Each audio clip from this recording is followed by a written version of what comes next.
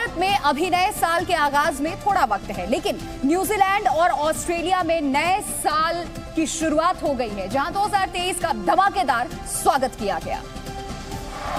और भारत से करीब 7.5 घंटे पहले न्यूजीलैंड में नए साल का जश्न मनाया गया। इस दौरान नए साल का स्वागत करने के लिए ऑकलैंड शहर के स्काई टावर पर भारी भीड़ उमड़ी और जैसे ही न्यूजीलैंड में घड़ी पर 12 बजे न्यूजीलैंड का स्काई टावर आतिशबाजी से चमक उठा। यहां आतिशबाजी के साथ लोगों ने 2023 का स्वागत किया और फिर एक दूसरे को नए साल की बधाई दी। इस दौरान स्काई टावर पर नए साल का जश्न मनाने पहुंचे लोग नए साल की खुशी में नाचते गाते दिखाई दिए। न्यूजीलैंड का ऑकलैंड शहर दुनिया के सबसे पूर्वी भाग में स्थित है और नया दिन दुनिया के पूर्वी हिस्से से शुरू होता है। यही कारण है नए साल का जश्न भी यहां सबसे पहले मनाया जाता है।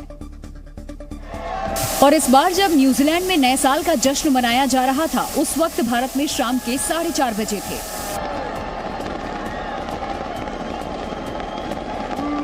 लेकिन इस बार का जश्न पहले से ज्यादा खास था। इस बार नए साल का स्वागत करने के लिए 328 मीटर ऊंचे स्काई टावर को नीले और बैंगनी रंग की लाइट से सजाया गया था। लेकिन जैसे ही यहां नए साल का आगाज हुआ, आतिशबाजी ने ऑकलैंड के आसमान में कई रंग एक साथ बिखेर दिए। वहीं ऑस्ट्रेलिया के सिडनी में भी नए साल का आगाज हो गया है। सिडनी के ओपेरा हाउस में आतिशबाजी के साथ लोगों ने नए साल का स्वागत किया। जम्मू कश्मीर के गुलमर्ग में नए साल मनाने गए पर्यटकों को तो चांदी ही हो गई है उनकी। टूरिस्ट बर्फबारी देखना चाहते थे और नए साल के आगाज से पहले उनकी तमन्ना पूरी हो गई। और आसमान से बर्फ गिरती देख पर्यटकों के चेहरे खिल गए। पर्यटक मस्ती में झूमने लगे। कुछ पर्यटक तो बर्फ में ही म्यूजिक बजाकर डांस करने लगे। गुलमर्ग और पहलगाम के होटलों में 100% बुकिंग है। 4 जनवरी तक कोई जगह नहीं है। जो इस बर्फबारी से उम्मीद जगी है कि विंटर टूरिज्म भी अच्छा होगा और नए साल के मौके पर अगर हम बात करें तो गुलमर्ग में 100% ऑक्यूपेंसी है। ऐसा ही कुछ दृश्य जो है पहलगाम और सोनमर्ग में भी देखने को मिल रहा है। बर्फबारी को देखकर पर्यटक काफी खुश नजर आए। एक्सप्लोरिंग द कश्मीर, जिसको बोला जाता था कि ये दुनिया की जन्नत है हिंदुस्तान की, और ये हकीकत में है। सबको आना चाहिए एक बार यहाँ। गुलमर्ग की बर्फीली वादियों से लोगों ने देश को नई साल की मुबारकबाद दी। देश के पहाड़ी इलाकों में नए साल से पहले भारी बर्फबारी हुई है। लद्दाख के द्रास में पहाड़ियां बर्फ से ढकी दिखी और चारों तरफ बर्फ की सफेद चादर नजर आई। और नए साल के मौके पर कुदरत के इस खूबसूरत नजारे को देखने के लिए यहाँ पर्यटकों की भारी भीड़ उमड़ी। यहाँ का नजारा ऐसा था जो किसी का भी मन मोह ले। द्रास में जहाँ तक नजर डालो सिर्फ बर्फ ही बर्फ नजर आ रही। यहाँ बर्फ की मोटी चादर ने पेड़ पौधों को भी ढक लिया था और ऊंची ऊंची पहाड़ियां बर्फ की सफेद रोशनी में चमचमा रही थी। कुदरत के इस खूबसूरत नजारे को देखकर पर्यटक और स्थानीय लोग बेहद खुश दिखे। बहुत खुश है। आज तो बिल्कुल पूरा पहाड़ गाँव सफेद नजर आते, बहुत खुश है। क्योंकि यहाँ भारी बर्फबारी से रास्ते बंद हो गए थे, इसीलिए नए साल में पर्यटकों को परेशानी न हो, इसके लिए सड़क से बर्फ को हटाया जा रहा था। वहीं नए साल के मौके पर हिमाचल प्रदेश के मनाली में भी भारी भीड़ देखी गई है। यहाँ देश भर से पर्यटक नए साल का जश्न मनाने पहुंच रहे हैं और लाखों की संख्या में पर्यटक पहुंचने से हाईवे पर लंबा जाम लग गया, जिसमें सैकड़ों गाड़ियां फंसी दिखाई दी क्योंकि जाम इतना लंबा था कि पर्यटकों का उत्साह कम हो रहा था। लगता है शायद हो सके तो वापसी जाना पड़े, नहीं पहुंचा जाए। लेकिन इसी बीच एक राहत भरी तस्वीर भी दिखी। जाम में फंसे कुछ पर्यटक बीच सड़क पर ही परिवार के साथ डांस कर नए साल का जश्न मनाते दिखे, जिन्हें देखकर दूसरे पर्यटक भी रोमांचित हो उठे। क्योंकि हिमाचल प्रदेश में इन दिनों भारी बर्फबारी हो रही है, लिहाजा पर्यटक यहाँ बड़ी संख्या में नए साल का जश्न मनाने पहुँच रहे हैं। और कुल्लू में भी नए साल के जश्न की रौनक दिखी है। यहाँ नए साल का जश्न मनाने आए पर्यटकों की गाड़ियां जाम में फंस गईं, जिसकी वजह से कुल्लू में लंबा ट्रैफिक जाम लग गया। लाखों की संख्या में पर्यटक पहुंचने से कुल्लू के बाजारों में भीड़ भी दिखी, क्योंकि पर्यटक कुल्लू में बर्फबारी के बीच नया साल मनाने पहुंचे हैं। लेकिन यहाँ का सुहाना मौसम देखकर पर्यटक और ज्यादा रोमांचित हैं। हमने एक्सपेक्ट तो सच में ही किया था। जब हम आए तो हमें लग रहा था कि शायद हमें स्नोफॉल नहीं मिलेगी, बट जैसे ही अटल टनल से बाहर निकले हमें पूरे रास्ते मिली है स्नोफॉल और अच्छी खासी मिली है। तो हाँ, काफी मजा आया। कुल्लू में बर्फबारी के साथ साथ हल्की बारिश भी हुई। जिससे तापमान में और गिरावट आ गई। हालांकि ठंड से बचने के लिए लोग आग का सहारा भी ले रहे हैं। मैं मुंबई से आई हूँ एंड ऑब्वियसली यहाँ पे बारिश के साथ साथ स्नोफॉल भी हो रही थी एंड हम स्नो देखने आए क्योंकि मुंबई में ये सब नहीं मिलता है। वहीं उत्तराखंड में भी नए साल का जश्न धूमधाम से मनाया जा रहा है। उत्तरकाशी में नए साल से पहले पहाड़ों पर भारी बर्फबारी जारी है और बर्फबारी का मजा लेने के लिए बड़ी संख्या में पर्यटक उत्तरकाशी पहुंचे हैं। यहां कैंप लगाकर पर्यटक बर्फबारी का मजा लेते दिखे। वहीं कुछ पर्यटक बर्फबारी के बीच बर्फ में मस्ती करते भी दिखे, जिसका एक वीडियो भी सामने आया है। उत्तरकाशी के केदार कांठा में इन दिनों अच्छी खासी बर्फबारी हो रही है। बर्फबारी को देखकर पर्यटक खुश हैं। वहीं पर्यटकों की भीड़ को देखकर दुकानदारों के भी चेहरे खिल गए हैं। और नए साल से पहले जम्मू कश्मीर के डोडा में इतनी ज्यादा ठंड है कि यहाँ घास और झाड़ियों पर बर्फ जम गई। हालात ऐसे हैं कि जमीन पर चलना मुश्किल हो गया है, जिसका अंदाजा आप इन तस्वीरों को देखकर लगा सकते हैं। घास में बर्फ की मोटी परत जमी है, जिस पर चलना खतरे से खाली नहीं है। डोडा में ताजा बर्फबारी के बाद हालात बिगड़ते जा रहे हैं। घरों, सड़कों और पेड़ों पर बर्फ का कब्जा है।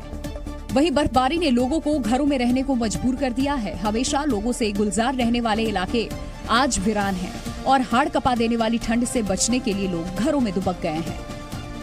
नए साल के जश्न के लिए पहाड़ों पर भी तैयारियां पूरी हैं। बड़ी तादाद में पर्यटक जश्न मनाने पहुंचे हुए हैं। शिमला में तो सभी होटल पूरी तरीके से पैक हो गए हैं और सड़कों पर पर्यटकों की भीड़ है। शिमला के रिज मैदान और मॉल रोड पर बड़ी संख्या में टूरिस्ट जश्न मनाने के लिए निकले।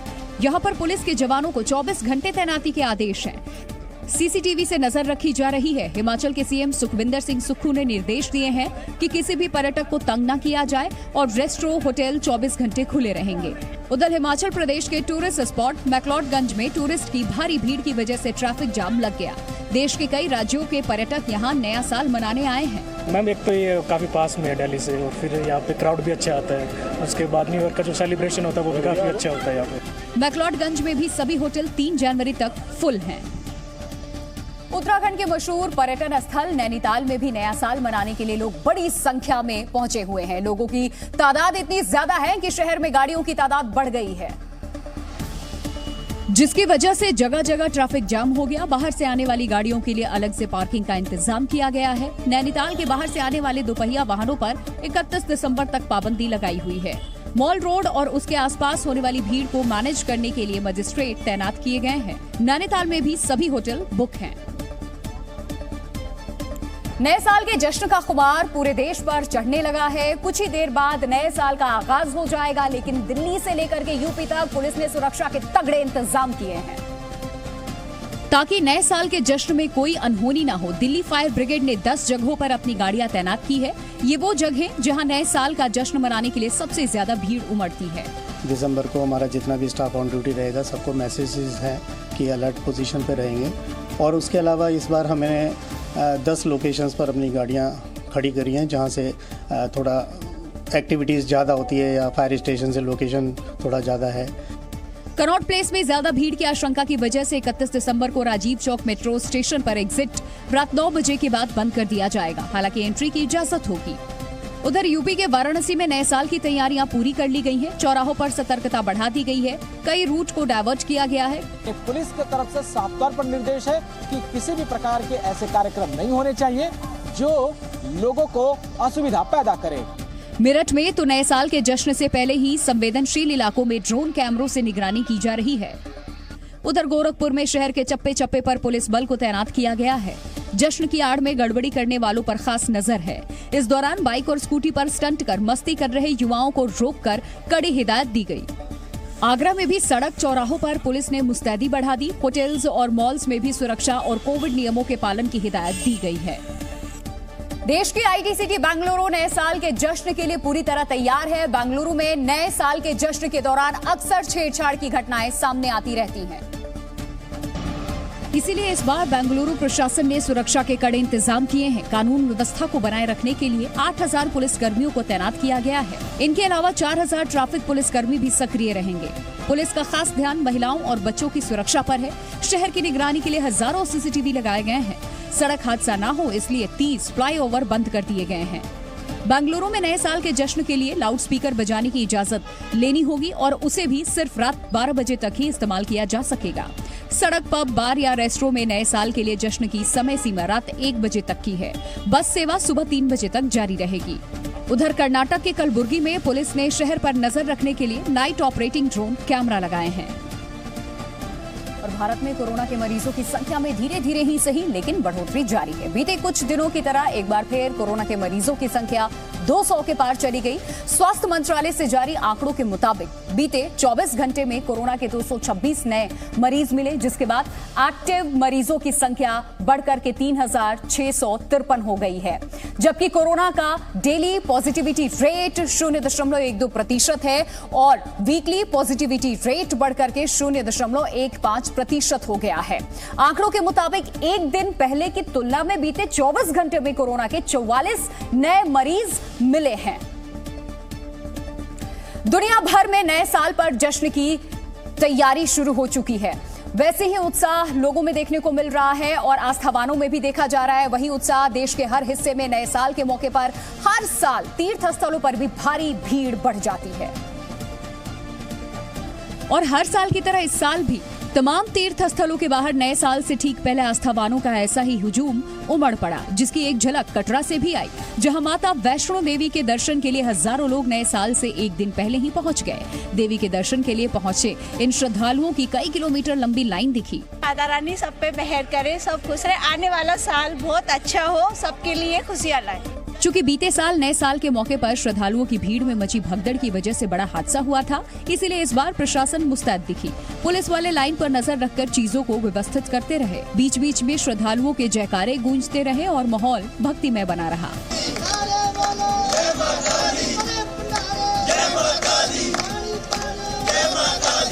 चूंकि नए साल के मौके पर भीड़ भाड़ की वजह से आतंकी हमले का भी अंदेशा रहता है, इसीलिए पुलिस और सुरक्षा बल किसी भी तरह के हालात से निपटने के लिए तैयार दिखे। तो नए साल की शुरुआत पूजा पाठ के साथ करने के लिए जैसी भीड़ वैष्णो देवी मंदिर में दिखी, कुछ वैसी ही तस्वीर दूसरी जगहों से भी आई। एक बार फिर वृंदावन के बांके बिहारी मंदिर में भी आस्थावानों का सैलाब नजर आया। और कोरोना के बढ़ते खतरे के बावजूद नए साल के स्वागत के लिए लोग बांके बिहारी मंदिर में उमड़ पड़े। यह हाल नए साल से ठीक एक दिन पहले रहा, तो नए साल के मौके पर मंदिर में आस्थावानों के हुजूम उमड़ने के बाद ही हालत का अंदाजा लगाया जा सकता है। बांके बिहारी के दर्शन के लिए पहुंचने वालों में बड़ी संख्या बच्चों और महिलाओं श्रद्धालुओं की दिखी।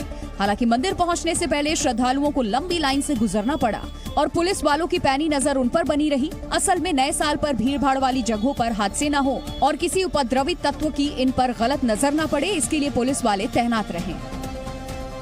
नए साल के मौके पर भारतीय सेना ने देशवासियों को शुभकामनाएं दी हैं। बर्फीली पहाड़ियों पर राष्ट्र की रक्षा कर रहे सेना के जवानों ने देश को नए साल की शुभकामनाएं दी हैं। बता दें कि कश्मीर के कई इलाकों में तापमान फिलहाल माइनस में चला गया है। सभी देशवासियों को भारतीय सेना की तरफ से नव वर्ष की हार्दिक शुभकामनाएं। साल 2022 में सुरक्षा बलों को बड़ी कामयाबी मिली। इस साल जम्मू कश्मीर में सुरक्षा बलों ने 172 आतंकवादियों को ढेर किया, जिनमें 42 पाकिस्तानी आतंकी भी शामिल थे। दिल्ली के प्रीत विहार में बदमाशों ने एक जिम मालिक की हत्या कर दी थी। हथियार लैस बदमाश जिम मालिक के दफ्तर में घुसे और वहीं पर उसे गोली मारकर फरार हो गए। हत्या की पूरी वारदात सीसीटीवी कैमरे में रिकॉर्ड हो गई। यूपी के जौनपुर में तमंचे के बल पर लूट की वारदात को अंजाम दिया गया। नकाबपोश बदमाशों ने गले से करीब 48,000 रुपए लूटे और फरार हो गए। घटना का सीसीटीवी वीडियो सामने आने के बाद पुलिस जांच में जुट गई है। कांग्रेस के वरिष्ठ नेता और मध्य प्रदेश के पूर्व सीएम कमलनाथ ने बड़ा बयान दिया। उन्होंने कहा कि राहुल गांधी 2024 के लोकसभा चुनाव में विपक्ष का चेहरा होंगे, साथ ही पीएम पद के उम्मीदवार भी होंगे। न्यूज एजेंसी पीटीआई को दिए इंटरव्यू में कमलनाथ ने भारत जोड़ो यात्रा की अगुवाई करने के लिए भी राहुल गांधी की तारीफ की। उन्होंने गांधी परिवार के योगदान को भी याद दिलाया और कहा कि दुनिया के इतिहास में 3,500 किलोमीटर से अधिक की पैदल यात्रा किसी व्यक्ति ने नहीं की। गांधी परिवार के अलावा किसी अन्य परिवार ने देश के लिए इतनी कुर्बानियां नहीं दी है। कमलनाथ ने दावा किया कि राहुल गांधी जन सरोकार से जुड़े मुद्दे उठा रहे हैं, जिनका उन्हें फायदा मिलेगा। राहुल गांधी सत्ता की नहीं बल्कि जनता की राजनीति करते हैं। ऐसे नेता को देश के लोग खुद ब खुद सिंहासन पर बैठा देते हैं। कमलनाथ ने दावा किया कि बीजेपी ने भारत जोड़ो यात्रा को फ्लॉप साबित करने की पूरी कोशिश की, लेकिन जनता ने यात्रा को जबरदस्त समर्थन दिया। कमलनाथ का बयान इसलिए खास है क्योंकि वो कांग्रेस के पहले बड़े नेता हैं जिन्होंने 2024 में राहुल की पीएम पद पर उम्मीदवार का समर्थन किया है। हालांकि बीजेपी ने उनके बयान पर तंज कसा है और इससे मुंगेरी लाल के हसीन सपने ठहरा दिए। ये मुंगेरी लाल के हसीन सपने हैं। कांग्रेस पार्टी जो लगातार कई चुनाव हार रही है, वो ये ख्वाब देखने लगी है कि वो विपक्ष के प्रधानमंत्री के उम्मीदवार होंगे। यहाँ तो हर राज्य में उम्मीदवार बैठे हैं। शहनवाज हुसैन ने राहुल के भारत जोड़ो यात्रा के बयान पर भी तंज कसा और कहा कि देश सुरक्षित हाथों में है और एकजुट है। तो अपनी पार्टी को जोड़ लें, यही बड़ी उपलब्धि होगी। देश तो जुटा हुआ है और जुटा हुआ रहेगा। देश न टूटा है न हम टूटने देंगे। वहीं बीजेपी नेता दिलीप घोष ने कांग्रेस के अस्तित्व पर ही सवाल उठा दिया। तो पहले भी तो राहुल गांधी मूक थे, लेकिन कांग्रेस कहाँ है? कमलनाथ के बयान पर मध्य प्रदेश में भी सियासत गर्मा गई है। बीजेपी नेता और शिवराज सरकार में मंत्री विश्वास सारंग ने दावा किया है कि कांग्रेस सत्ता में आने का सपना देख रही है, लेकिन उसका दक्षिण से लेकर उत्तर तक सुपड़ा साफ हो गया है।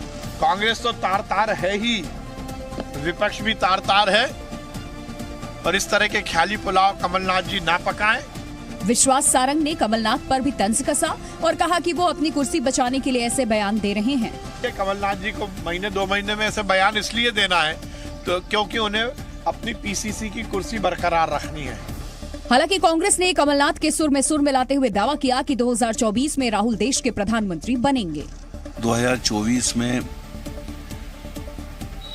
कांग्रेस की सरकार बनेगी और राहुल गांधी जी उम्मीदवार ही नहीं होंगे, प्रधानमंत्री बनेंगे। कमलनाथ के बयान पर विपक्षी दलों ने भी ठंडा रिस्पांस दिखाया। समाजवादी पार्टी के अध्यक्ष अखिलेश यादव ने कहा कि तीसरा मोर्चा बना तो उनकी पार्टी उसके साथ जाएगी। उन्होंने कहा कि विपक्ष का मोर्चा बनाने के लिए भी तीनों राज्यों के सीएम लगातार कोशिश कर रहे हैं। ममता बनर्जी जी प्रयास कर रही हैं, दूसरे तेलंगाना के मुख्यमंत्री जी प्रयास कर रहे हैं, तीसरे बिहार के मुख्यमंत्री आदरणीय नीतीश कुमार जी प्रयास कर रहे हैं, तो 3 मुख्यमंत्री प्रयास कर रहे हैं। अखिलेश ने कहा कि विपक्ष के कुछ और नेता भी तीसरा मोर्चा बनाने की कवायद में जुटे हैं।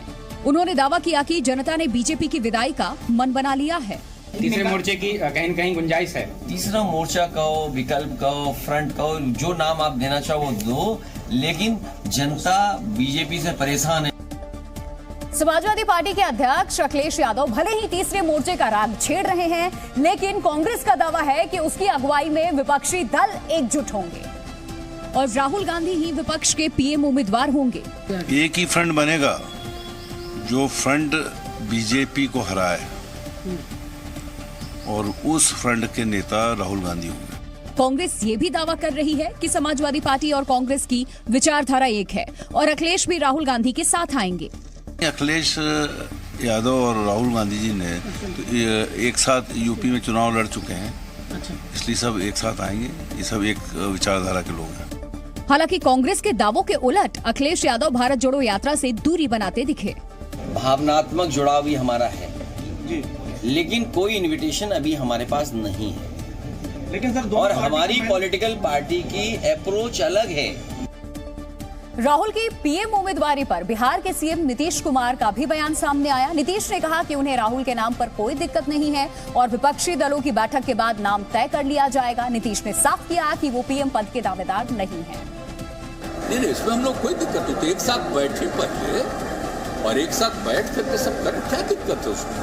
सभी विभिन्न अधिक से अधिक दल जो मिलकर के एक साथ आगे का काम करेंगे और उसके लिए जब मिल जाएंगे तो सब चीज तय होगा। कांग्रेस नेता राहुल गांधी ने आज भारत जोड़ो यात्रा पर 9वीं बार प्रेस कॉन्फ्रेंस की है। इस दौरान उन्होंने एक बार फिर केंद्र सरकार, बीजेपी और आरएसएस पर निशाना साधा और कहा कि उन पर जितना हमला होता है वो उतने ही बेहतर होते जा रहे हैं। मेरे जो आरएसएस के, बीजेपी के मित्र हैं, उनको भी मैं धन्यवाद करना चाहता हूं, क्योंकि एक्चुअली हो क्या रहा है, जितना वो आक्रमण करते हैं उतनी हमको अपनी पोजीशन इंप्रूव करने का मौका मिलता है। राहुल ने तंज कसा कि आरएसएस और बीजेपी उन्हें ट्रेनिंग दे रहे हैं कि क्या नहीं करना चाहिए। एक प्रकार से मैं उनको अपना गुरु मानता हूं कि वो मुझे रास्ता दिखा रहे हैं कि क्या नहीं करना चाहिए, रिएक्ट कैसे करना चाहिए और अच्छी ट्रेनिंग दे रहे हैं मुझे। राहुल गांधी ने भारत जोड़ो यात्रा को कामयाब बताया और कहा कि इसके जरिए उन्होंने आम लोगों से जुड़े मुद्दे उठाए। अखिलेश और मायावती जैसे नेताओं के यात्रा से दूरी बनाने के बावजूद राहुल ने दावा किया कि समूचा विपक्ष उनके साथ है। लेकिन सबकी राजनीतिक मजबूरियां हैं। उन्होंने कहा कि यात्रा के दरवाजे सबके लिए खुले हैं। भारत जोड़ो यात्रा के दरवाजे जो भी भारत को जोड़ना चाहता है उसके लिए खुले हैं, किसी को हम रोकने वाले नहीं। इस दौरान उन्होंने दावा किया कि अखिलेश यादव और मायावती भी मोहब्बत का हिंदुस्तान चाहते हैं।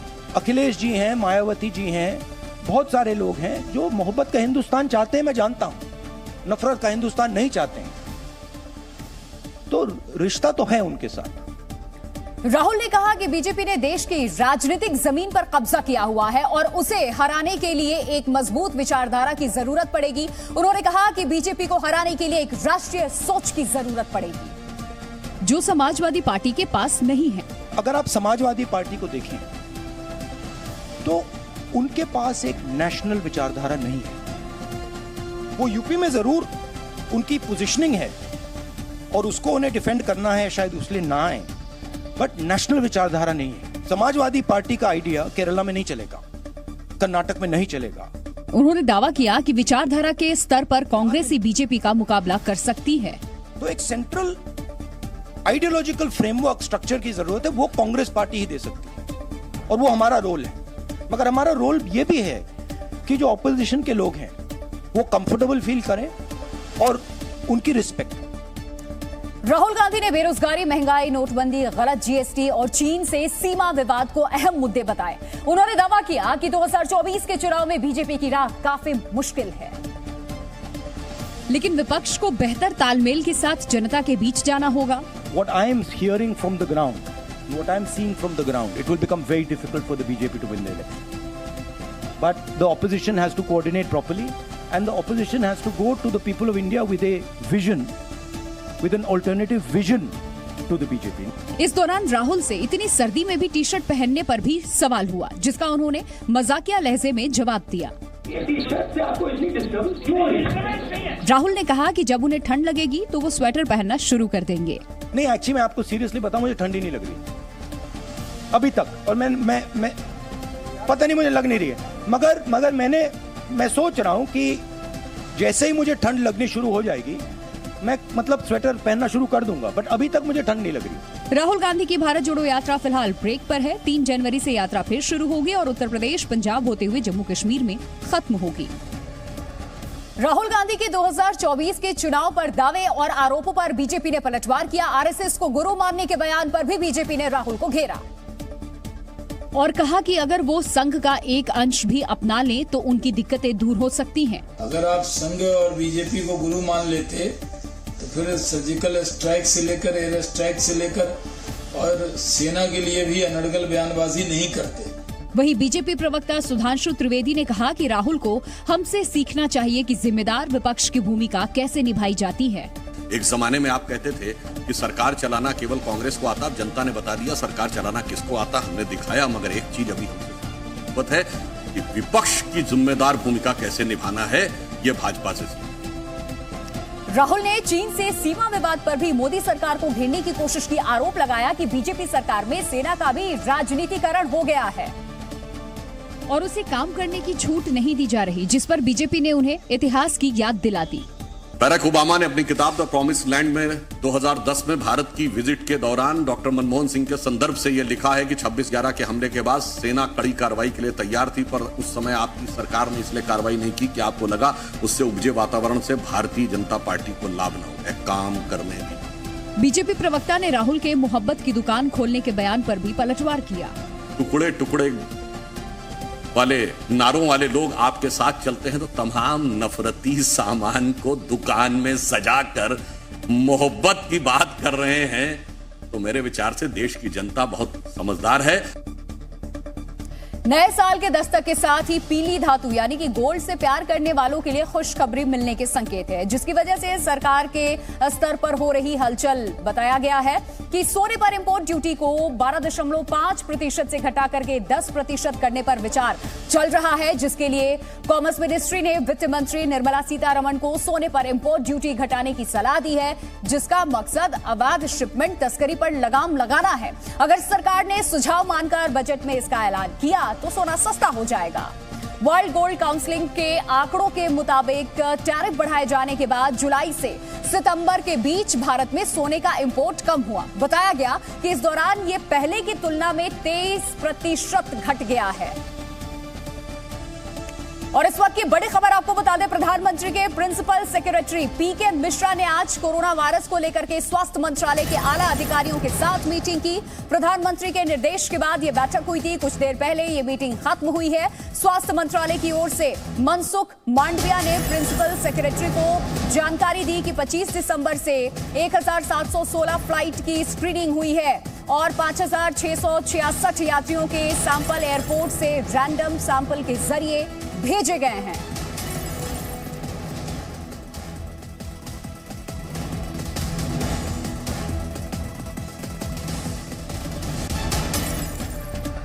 नए साल का जश्न मनाने के लिए लोग पहाड़ों का रुख कर रहे हैं। न्यू ईयर का जश्न मनाने के लिए कई पर्यटक नैनीताल पहुंच गए हैं। पर्यटकों की भीड़ को देखते हुए पुलिस प्रशासन ने अलग से पार्किंग की व्यवस्था की है। हालांकि इसके बावजूद जाम की समस्या खड़ी हो गई है। उत्तरकाशी के सांकरी जिले में भी पर्यटकों के आने का सिलसिला जारी है। ताजा बर्फबारी के बाद पर्यटकों की संख्या और बढ़ गई है, जिससे छोटे बड़े कारोबारियों को काफी फायदा हो रहा है। पर्यटकों के आने के बाद उत्तराखंड के मशहूर पर्यटन स्थल औली की तस्वीरें भी बदल चुकी हैं। यहाँ कई लोग अपने पूरे परिवार के साथ पहुँचे हैं और रोपवे समेत तमाम एडवेंचर स्पोर्ट्स पर मजे कर रहे हैं। नए साल से पहले आज मथुरा वृंदावन में भी श्रद्धालुओं की भीड़ देखने को मिल रही है। ठाकुर बांके बिहारी के दर्शन के लिए कई लोग पहुंच रहे हैं। हालातों को देखते हुए जगह जगह पुलिस बल को तैनात किया गया है। सीधे वाराणसी की तस्वीरें आपको दिखाते हैं। नए साल की तैयारी यहाँ कैसे हो रही है। वाराणसी के गंगा घाट पर इस वक्त गंगा आरती।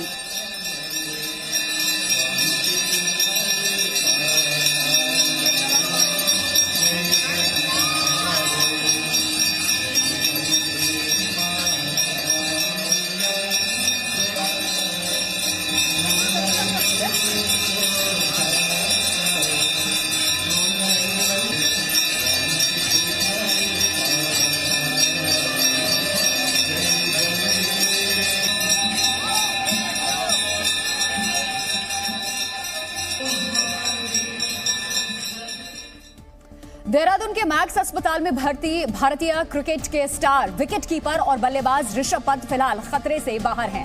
शुक्रवार को रुड़की के पास पंत कार हादसे का शिकार हो गए थे, जिसके बाद ऋषभ पंत को देहरादून के मैक्स अस्पताल में भर्ती कराया गया था, जहां उनका इलाज चल रहा है। पंत फिलहाल आईसीयू में है, लेकिन उनकी हालत स्थिर है। काफी ठीक है। पंत फिलहाल आईसीयू में है, लेकिन उनकी हालत स्थिर है। काफी ठीक है और वो कल भी कोई खतरे में नहीं थे। चोटें हैं उनको 2-3 जगह पे, किंतु गंभीर प्रवृत्ति की नहीं है। एमआरआई रिपोर्ट में ऋषभ पंत के दिमाग और रीढ़ की हड्डी नॉर्मल है। हालांकि बीसीसीआई ऋषभ पंत के दाहिने घुटने के लिगामेंट फटने को लेकर चिंतित है। सूत्रों के मुताबिक बीसीसीआई के डॉक्टरों के पैनल ने देहरादून में पंत का इलाज कर रहे डॉक्टरों के साथ बैठक की है और लिगामेंट के बारे में चर्चा की। इलाज के लिए पंत को दिल्ली लाया जा सकता है। इस बीच प्रधानमंत्री मोदी ने भी ऋषभ पंत की मां से बात की और उनके स्वास्थ्य के बारे में जानकारी ली। फिल्म अभिनेता अनुपम खेर और अनिल कपूर क्रिकेटर ऋषभ पंत से मिलने देहरादून के मैक्स अस्पताल पहुंचे। उन्होंने अस्पताल के डॉक्टरों से पंत की सेहत के बारे में जानकारी दी और लोगों से क्रिकेटर ऋषभ पंत के लिए प्रार्थना करने की अपील की, ताकि वो जल्द से जल्द ठीक हो जाएं। दोनों अभिनेताओं ने ऋषभ पंत की मां से मुलाकात की और पंत को एक फाइटर बताया। But he's fine. He's fine. Good spirits. Fighter है। मम्मी से बात हुई, मेरे घर से रिश्तेदार भी थे। रिश्तेदार भी अच्छे हैं, सब अच्छे हैं, सब ठीक है। हमने हंसाया थोड़ा सा उनको। बहुत हंसाया। हाँ, बहुत हंसाया। अभिनेता अनुपम खेर ने ऋषभ पंत को नए साल की शुभकामनाएं देने के साथ गाड़ी संभलकर चलाने की भी सलाह दी। अब यहाँ आए हुए थे तो हमारा उत्तरदायित्व बना कि हम पता लगा कि ऋषभ हॉस्पिटल में है, तो एज कॉमन नागरिक मैं और अनिल साहब उनको देखने हैं, उनकी माता जी से मिले। दोनों अभिनेताओं ने कहा कि हमारी कामना है कि पंत जल्द से जल्द क्रिकेट ग्राउंड पर दिखाई दे।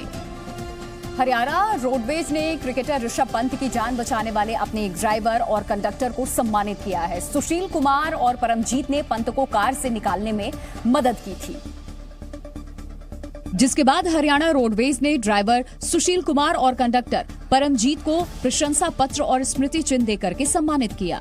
उन्होंने देखा कि गाड़ी में जो ऋषभ जी की गाड़ी है उसमें चिंगारी लग चुकी है, आग पकड़ने वाली है, तो ये भाग के गए और उनको गाड़ी से निकाला और उसकी जान बचाई।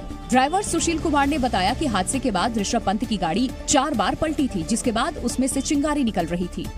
पूरा चेहरा उसका ब्लड में सना हुआ था। मैंने उसको पूछा, भाई कौन है तू, कहाँ से है? तो बोला मैं ऋषभ पंत।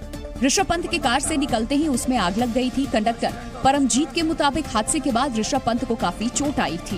हमने दोनों को देखा, वो आधा बाहर था, ठीक है, हम बाहर था, तो मैं ये तो एक्सपायर हो चुका है, हमने उसको घसीट कर बाहर निकाल दिया, उसको कच्चे वाले उस पर डिवाइडर पर ले गए। उत्तराखंड के डीजीपी अशोक कुमार ने कहा कि हादसे के बारे में पुलिस को सूचना देने वाले सुशील और परमजीत को सम्मानित किया जाएगा। उन्होंने दूर से गाड़ी को आते देखा था और जैसे झपकी टाइप में लहरा जाती है गाड़ी, ऐसे गाड़ी लहराई और डिवाइडर से टकराई। अगर सुशील और परमजीत ने ऋषभ पंत को गाड़ी से बाहर निकालने में मदद नहीं की होती तो ऋषभ पंत की जान भी जा सकती थी। अनुमान लगाया जा रहा था कि ऋषभ पंत काफी तेज गाड़ी चला रहे थे। हालांकि इस बात के सबूत अब तक पुलिस को नहीं मिले हैं कि हादसे की प्रारंभिक जांच रिपोर्ट आ गई है। प्रारंभिक जांच में कार की गति के संबंध में कोई स्पष्ट जानकारी नहीं मिली है, इसीलिए फिलहाल ये कहना मुश्किल होगा कि कार ओवर स्पीड थी या नहीं। हालांकि जांच में पाया गया कि डिवाइडर से टकराने से पहले कार के ब्रेक लगाए गए होंगे, इसी वजह से कार के टायर 22 फीट तक रगड़ते हुए पाए गए और इसके निशान सड़क पर मिले हैं। इसके बाद जब कार डिवाइडर से टकराई तो ये हवा में उछलते हुए उल्टी दिशा में चली गई। कार पलटने के बाद 80 से 100 मीटर तक घसीटती चली गई, जिससे चिंगारी उठी। इस दौरान पेट्रोल टैंक से रिसाव के बाद गाड़ी में आग लग गई। उत्तर कोरिया ने एक बार फिर मिसाइलों का परीक्षण किया है।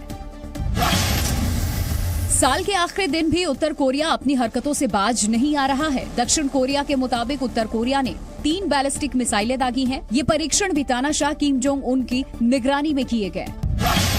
रूस से जारी युद्ध के बीच यूक्रेन के राष्ट्रपति जेलेंस्की ने बड़ा दावा किया है। जेलेंस्की ने बताया कि दोनाबास इलाके में आमने सामने की लड़ाई जारी है और फिलहाल यूक्रेनी सैनिकों को थोड़ी सफलता मिली है। दिग्गज फुटबॉलर क्रिस्टियानो रोनाल्डो अब सऊदी अरब के फुटबॉल क्लब अल नासर एफसी के लिए खेलते नजर आएंगे। इससे पहले रोनाल्डो इंग्लैंड के मशहूर फुटबॉल क्लब मैनचेस्टर यूनाइटेड के लिए खेल रहे थे। फीफा वर्ल्ड कप में अर्जेंटीना की जीत के बाद मेसी के फैंस अब तक जश्न मना रहे हैं। इसी के चलते अब अर्जेंटीना में मेसी का टैटू बनवाने का क्रेज शुरू हो गया है। कई लोग मेसी के ट्रॉफी पकड़े हुए वाले फोटो का टैटू बनवा रहे हैं। संयुक्त राष्ट्र ने अफगानिस्तान की तालिबान सरकार को महिला अधिकारों की सुरक्षा करने की हिदायत दी है। कुछ दिन पहले ही तालिबान सरकार ने महिलाओं की उच्च शिक्षा पर रोक लगा दी थी। टीवी एक्ट्रेस तुनिशा शर्मा खुदकुशी मामले में उसके बॉयफ्रेंड शिजान खान को वसई कोर्ट में पेश किया गया, जहां से कोर्ट ने उसे 14 दिनों की न्यायिक हिरासत में भेज दिया। हालांकि पुलिस ने कोर्ट से पूछताछ के लिए उसकी हिरासत मांगी, लेकिन कोर्ट ने इससे इनकार कर दिया। जो है शिजान को पुलिस इन्वेस्टिगेट करना चाहती थी, लेकिन कोर्ट ने उसको जुडिशियल कस्टडी में भेज दिया है। सुनवाई पूरी होने के बाद शिजान जैसे ही पुलिस के पहरे में कोर्ट से बाहर निकला, मीडिया के सवालों की झड़ी लग गई।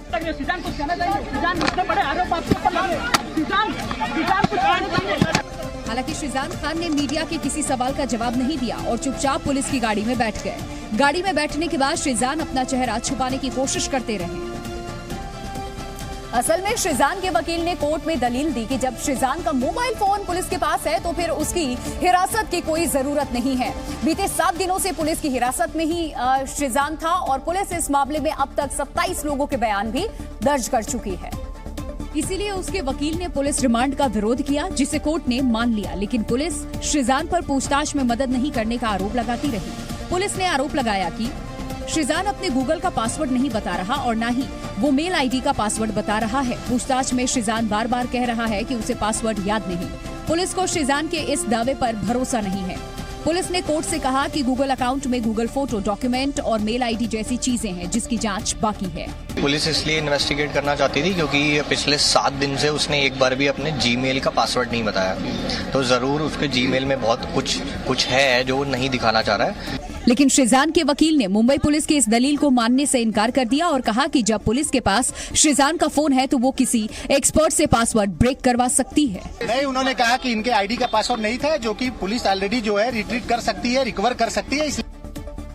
कोर्ट में पेशी के दौरान सरकारी पक्ष ने यह भी कहा कि आरोपी शेजान तुनिशा को उर्दू सिखा रहा था और उसे सर पर थप्पड़ मारा था। इससे पहले तुनिशा की मां ने भी शेजान पर ऐसे ही आरोप लगाए थे। हालांकि शेजान के वकील ने इन आरोपों को नकार दिया। पुलिस रिमांड खारिज होने के बाद शेजान ने अर्जी लगाकर कोर्ट से कुछ सहूलियत की मांग की। शेजान ने कोर्ट से जेल में दवाई और घर का खाना दिए जाने की इजाजत मांगी। इसके अलावा उसने 2 जनवरी तक बाल नहीं काटने की भी गुहार लगाई, जिस पर जेलर के आने के बाद फैसला होगा। उसने वकील और परिवार के सदस्यों से जेल के नियम के मुताबिक मुलाकात और सुरक्षा की भी मांग की। एक तो बाल काटने के लिए एक एप्लीकेशन ना काटे जाए उसके लिए एप्लीकेशन लगाई है। दूसरा उन्होंने मांगा है कि मीडिया से उनको मीडिया ने इसको ट्रायल बना दिया, तो मीडिया को रोकने के लिए उन्होंने एक एप्लीकेशन लगाई है। तीसरा उन्होंने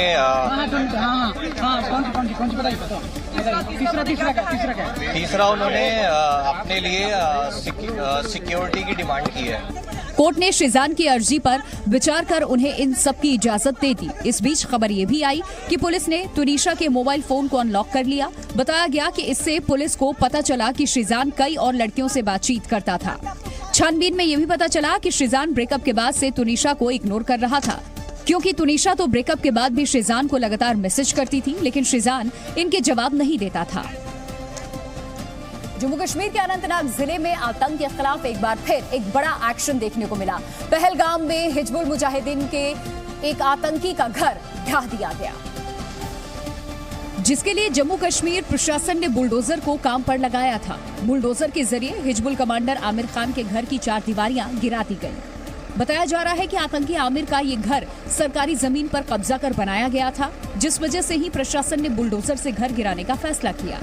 इससे पहले प्रशासन ने पुलवामा में भी ऐसी ही कार्रवाई की थी, जहां जैश के आतंकी आशिक अहमद निंगरू का घर बुलडोजर चलाकर जमींदोज कर दिया गया था। चीन में कोरोना विस्फोट के बाद हालात बेकाबू दिख रहे हैं। बीजिंग में फ्यूनरल होम के बाहर गाड़ियों की लंबी लाइन दिखी, जिसमें अंतिम संस्कार के लिए शव रखे गए थे। लेकिन घंटों इंतजार करने के बाद भी फ्यूनरल होम की लाइन खत्म होने का नाम नहीं ले रही थी। यहाँ अपनों के अंतिम संस्कार के लिए कुछ लोग एक दिन पहले से लाइन में लगे थे। यह हाल बीजिंग के एक फ्यूनरल होम का है। दावा किया जा रहा है कि बाकियों में भी ऐसे ही हालात दिखाई दे रहे हैं। फ्यूनरल होम की तरह अस्पताल भी लाशों से भरे दिख रहे हैं। जहां मरीजों का इलाज चल रहा है, वहां संक्रमितों की लाश लाइन से रखी हुई दिखी। वीडियो में स्ट्रेचर से लेकर जमीन तक काफी संख्या में लाशें दिख रही हैं। 3 साल पहले वुहान में महामारी के प्रकोप के बाद इसे सबसे बड़ी लहर बताया जा रहा है। अब अंतिम संस्कार के लिए कतारें लग रही हैं। बीजिंग के कोल्ड स्टोरेज में सैकड़ों लाशों को देखा गया है। ऐसी तस्वीरों को देख करके चीन पर कोरोना संक्रमितों और संक्रमण से मौत का आंकड़ा छुपाने का आरोप लग रहा है, जिसकी पुष्टि बीजिंग के एक कोल्ड स्टोरेज की ये तस्वीर से हो गई। कोल्ड स्टोरेज में स्ट्रेचर से लेकर जमीन तक लाश ही लाश दिखी। कुछ लाशें कॉफिन में रखी थी तो कुछ जमीन पर पैक करके रखी गई थी। चीन से आने वाली ऐसी तस्वीरों के बाद ही WHO सख्त हो गया है। WHO ने चीन से रियल टाइम कोविड डेटा साझा करने को कहा है। साथ ही चीन के राष्ट्रीय स्वास्थ्य आयोग से कोरोना वैक्सीनेशन का डेटा भी नियमित रूप से साझा करने के लिए कहा गया है। खासकर कमजोर लोगों और 60 वर्ष से अधिक उम्र के लोगों के वैक्सीनेशन का डेटा देने को कहा गया है। WHO ने कहा है कि चीन में कोरोना नियमों में ढील देने के बाद ही हालात खराब हुए। कोरोना के बढ़ते मामलों के बीच में वुहान के कारोबारी और लोग नए साल को लेकर के काफी उत्साहित दिखे। चीन ने नए साल के दौरान बड़ी संख्या में पासपोर्ट और वीजा जारी करने का ऐलान किया है, ताकि चीनी पर्यटक दूसरे देशों में यात्राएं कर सकें और दूसरे देशों से रह रहे चीनी लोग अपने वतन लौट सके। दावा किया जा रहा है कि वुहान में कोरोना संक्रमितों की संख्या कम हुई है, जिसके बाद बाजार खोल दिए गए। सी फूड बाजार में चहल पहल देखी गई। 这么说呢，就这几年吧，日子就是疫情最严重的一年。 हालांकि वुहान समेत कई इलाकों में छात्रों को स्कूल जाने पर अब भी रोक लगी है। शिक्षक और स्कूल स्टाफ संक्रमित हो रहे हैं। वुहान के रहने वाले 45 साल चेन मई को उम्मीद है कि उनकी बेटी जल्द ही स्कूल जा पाएगी।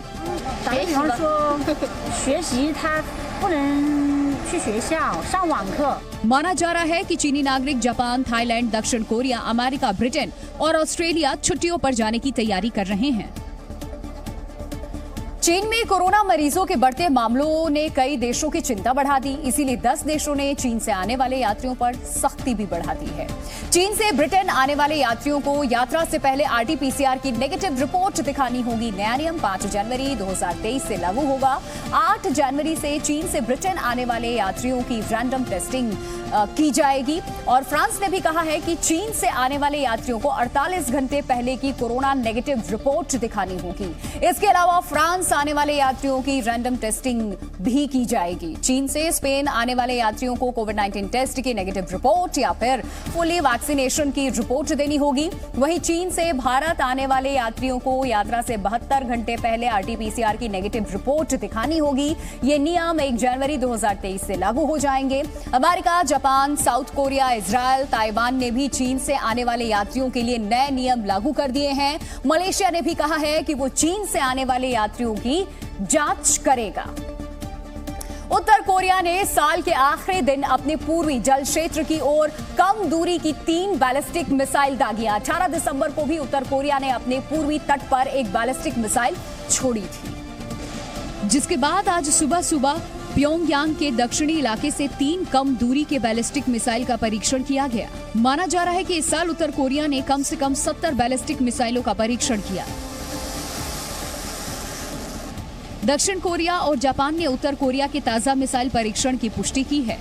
우리 군은 오늘 08시경부터 북한이 황해북도 중화군 일대에서 동해상으로 발사한 단거리 탄도미사일 3발을 포착하였습니다. उत्तर कोरिया के मिसाइल परीक्षण के बाद दक्षिण कोरिया ने सतर्कता बढ़ा दी है और कहा है कि ये संयुक्त राष्ट्र सुरक्षा परिषद के प्रस्ताव का उल्लंघन है। 북한의 탄도미사일 발사는 한반도는 물론 국제사회의 평화와 안정을 해치는 중대한 도발 행위이며 유엔 안보리 결의에 대한 명백한 위반으로 इस बीच साल के आखिरी दिन उत्तर कोरिया के शासक किम जोंग ने सत्तारूढ़ वॉकर्स पार्टी की एक अहम बैठक में हिस्सा लिया। नए साल के स्वागत के लिए कई लोग इंडिया गेट पहुंच रहे हैं। न्यू ईयर ईव मनाने के लिए कई लोग इंडिया गेट पहुंच रहे हैं। दिल्ली वासियों के साथ साथ बाकी राज्यों से आए लोगों में भी काफी उत्साह देखने को मिल रहा है।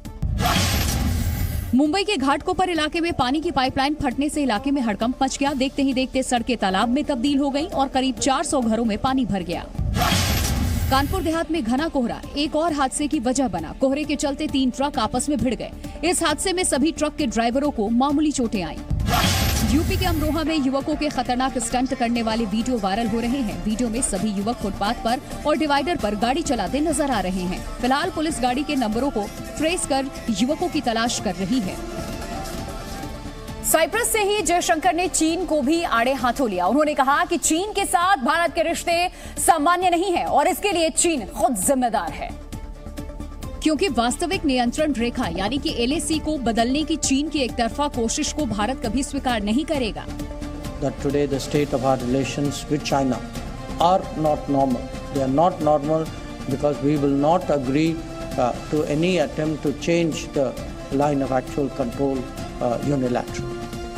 जयशंकर ने कहा कि आज पूरी दुनिया भारत को उम्मीदों की नजरों से देख रही है, क्योंकि भारत की अर्थव्यवस्था मजबूत है और दुनिया भारत को समस्याओं के समाधान के तौर पर देखती है। विदेश मंत्री एस जयशंकर ने पाकिस्तान पर निशाना साधा। पाकिस्तान का बिना नाम लिए जयशंकर ने कहा कि बातचीत के लिए आतंकवाद की ब्लैकमेलिंग नहीं चलेगी। इस पर भारत कोई समझौता नहीं करेगा। That on core issues there is no compromise. That we are very clear. Jaishankar ने पाकिस्तान को क्लियर मैसेज देते हुए कहा कि भारत पड़ोसियों से अच्छे संबंध चाहता है, लेकिन वो गलत फहमी में ना रहे। बातचीत के लिए आतंकवाद का इस्तेमाल हथियार के तौर पर नहीं किया जा सकता। We will never allow terrorism to force us to the negotiating table. विदेश मंत्री एस जयशंकर 29 दिसंबर से 3 जनवरी तक साइप्रस और ऑस्ट्रिया की आधिकारिक यात्रा पर हैं। न्यू ईयर पर जश्न को देखते हुए यूपी पुलिस ने सुरक्षा के खास इंतजाम किए हैं। गोरखपुर में चप्पे चप्पे पर पुलिस बल तैनात किया गया है। न्यू ईयर ईव पर पुलिस हुड़दंगियों पर खास नजर बनाए हुए है। सुरक्षा के लिहाज से पुलिस की टीमें मॉल और मार्केट में पेट्रोलिंग कर रही हैं। नए साल से पहले आज दिल्ली के सरोजनी नगर मार्केट में भी रौनक देखने को मिल रही है। न्यू ईयर ईव पर हर दुकान में भीड़ है और लोग जमकर खरीदारी कर रहे हैं। उत्तरकाशी के तुलियाडा गांव में पाकिस्तानी झंडा और कुछ गुब्बारे मिलने से हड़कंप मच गया। उत्तरकाशी जनपद का यह इलाका चीन सीमा से लगा हुआ है। ऐसे में झंडों और गुब्बारों के जरिए आतंकवादियों को संदेश भेजने के आशंका जताई जा रही है। गुजरात के नवसारी में फॉर्च्यूनर कार और बस में जबरदस्त टक्कर हो गई। इस हादसे में 9 लोगों की मौके पर ही मौत हो गई है। हादसा तड़के सुबह करीब 3:30 बजे हुआ, जिसमें सफेद रंग की फॉर्च्यूनर कार के परखच्चे उड़ गए। कार के आगे का हिस्सा पूरी तरह से तहस नहस होकर कबाड़ बन गया। हादसा नवसारी के नेशनल हाईवे पर हुआ। फॉर्च्यूनर कार वलसाड से अंकलेश्वर जा रही थी। कार में बैठे लोग अपने दोस्त की सगाई में शामिल होने के बाद लौट रहे थे।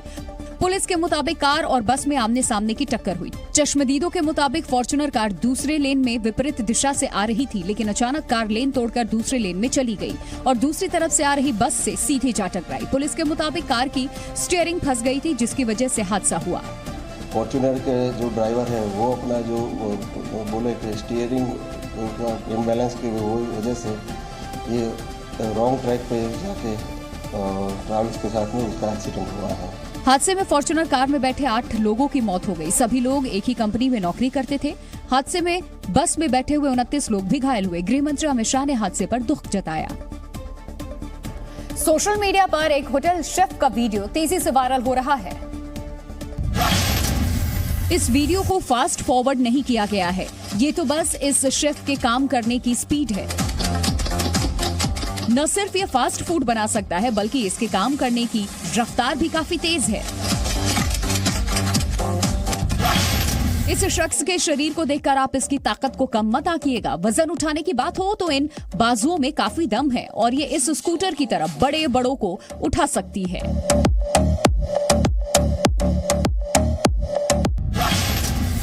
एक वजह है कि लड़ाकू विमानों को बेहद घातक मशीन माना जाता है।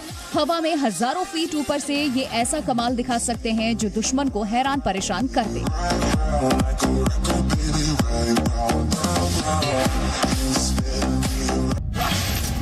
विज्ञान की सफलता के साथ अब रोबोट्स इंसानों वाले सारे काम करने लगे हैं और शायद अगले साल तक ये रोबोट्स आपकी गाड़ी में पेट्रोल भी भर रहे होंगे। सोशल मीडिया पर रोबोट का ये वीडियो काफी वायरल हो रहा है।